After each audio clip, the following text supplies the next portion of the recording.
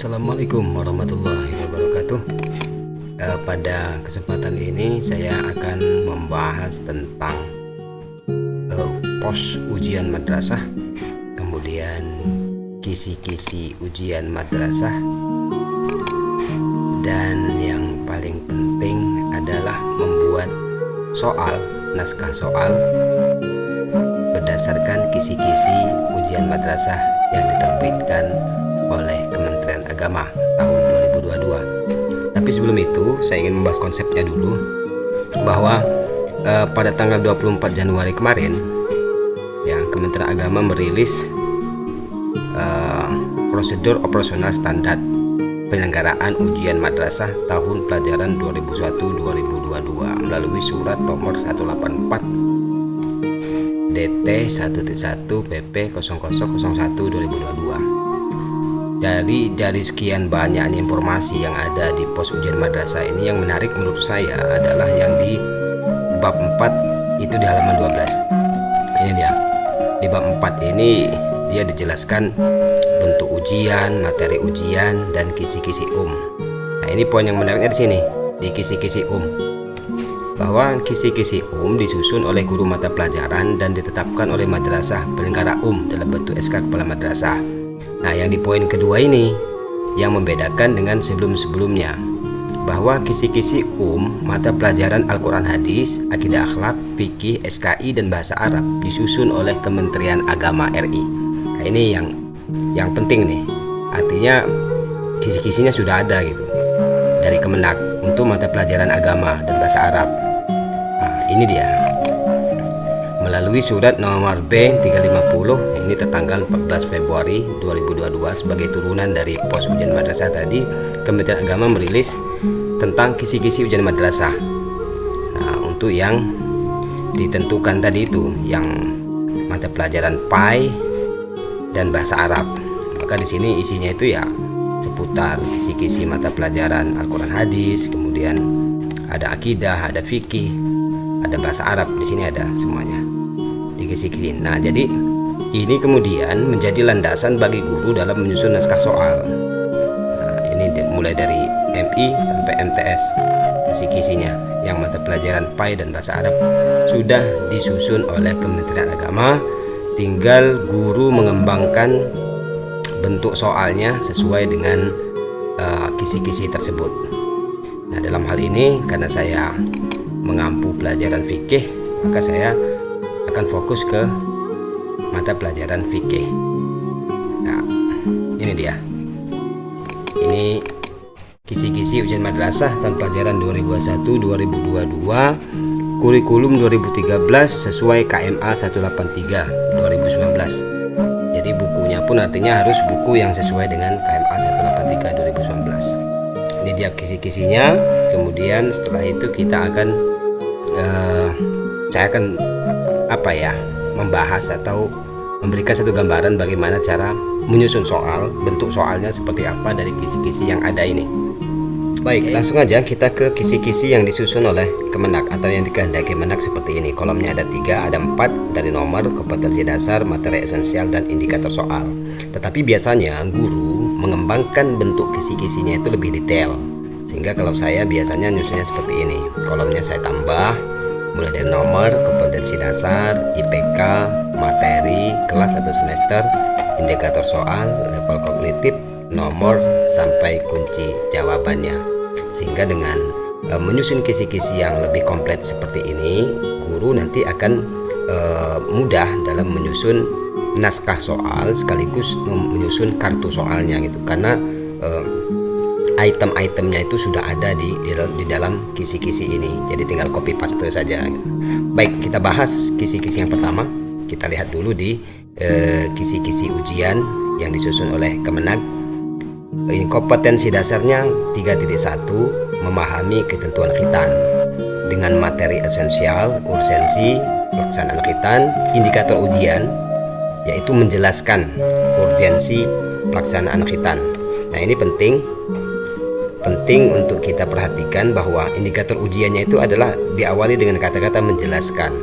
Maka dengan begitu kita sudah bisa merumuskan bahwa soal yang dikehendaki menang ini level kognitifnya itu di level mana gitu dari soal yang dari IPK ini, dari kompetensi dasar ini.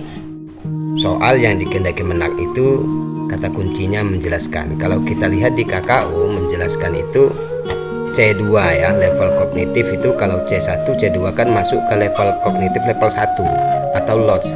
Maka soal yang menghendaki menjelaskan ini, mengartikan, menginterpretasikan, menceritakan, memberi contoh segala macamnya, itu berarti level soalnya itu baru di level LOTS, Low Order Thinking Skill, karena hanya dituntut untuk siswa itu mampu menjelaskan. Kemudian dari kisi-kisi ujian ini kita sudah melihat level kognitifnya dan kira-kira bentuk soalnya seperti apa. Baru kita ke indikator soal yang akan kita berikan berdasarkan kisi-kisi itu gitu. Nah, kalau di sini dibahasakan indikator ujian, kalau saya lebih suka menyebutnya indikator soal gitu. Nah, jadi kita baca dulu bahwa indikator soal berdasarkan kisi-kisi yang ada, siswa disajikan ilustrasi, peserta didik dapat menjelaskan urgensi khitan terhadap keabsahan ibadah gitu. Kemudian bentuk soalnya seperti apa? Kita lihat di sini. Ini bisa Bapak Ibu kembangkan. Oke, kalau saya bentuknya seperti ini, saya bacakan ya. Ali adalah siswa kelas 6 MI dan telah berumur 12 tahun dan sudah balik. Di samping pintar, Ali juga diketahui sebagai siswa yang taat menjalankan sholat 5 waktu. Namun hingga umurnya yang sekarang, Ali belum juga dikhitan gitu. Nah, jadi dari soal ini peserta didik mendapat informasi bahwa ada seorang siswa bernama Ali, umurnya 12 tahun, kelas 6, sudah balik gitu. Nah, tetapi walaupun dia pintar, taat dalam menjalankan sholat 5 waktu, tapi dia belum dikhitan gitu. Nah, jadi ini kaitannya dengan keabsahan ibadah bagi seseorang yang belum dikhitan. Pertanyaannya adalah pernyataan yang tepat untuk ilustrasi di atas gitu. Kita lihat pilihan jawabannya. Apakah yang A, ibadah sholat yang dilakukan Ali selama ini tidak sah karena tidak suci dari najis? Mungkin ya, mungkin yang A. Nah, tetapi belum tentu yang A gitu. Kita lihat juga yang B. Ibadah sholat yang dilakukan Ali selama ini tidak sah karena belum berumur 15 tahun. Kita bahas dulu yang B. Ibadah sholat yang dilakukan Ali selama ini tidak sah karena belum berumur 15 tahun gitu. Kalau belum berumur 15 tahun ya, jadi 15 tahunnya itu yang menjadi patokan gitu, bukan khitannya, bukan balighnya gitu.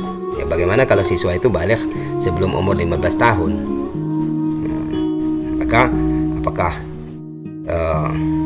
ibadah sholatnya itu sah atau tidak menjadi patokan 15 tahun itu, karena di sini dia yang menjadi patokan itu adalah khitan, kaitannya dengan keabsahan ibadah gitu.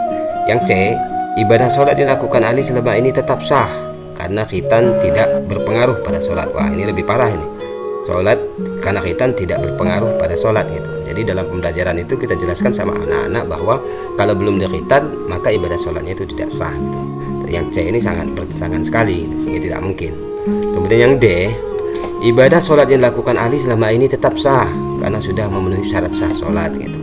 Jadi dari yang D ini siswa itu akan berpikir bahwa ya khitan itu tidak menjadi tidak berpengaruh terhadap keabsahan sholat karena tidak ada kaitannya dengan keabsahan sholat. Nah, berarti anak-anak itu belum memahami bahwa manfaat khitan gitu, tujuan dari khitan sendiri apa gitu.